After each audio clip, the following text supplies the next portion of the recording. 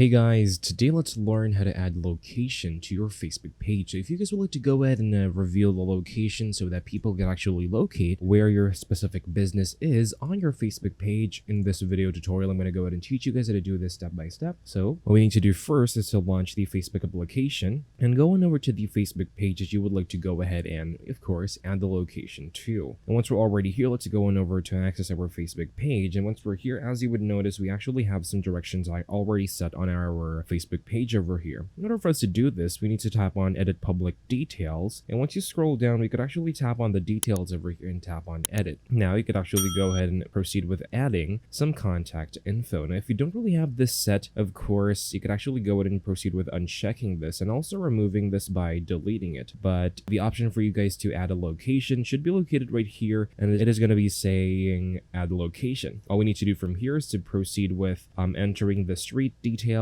and address of the specific location that our Facebook page is going to be located. Tap on save, and then of course make sure that this is checked. Save once again right here, and once you view your Facebook page, you will have locations to your Facebook page already. And that is all for this video. Thank you guys for watching. Please like this video and subscribe, and take care.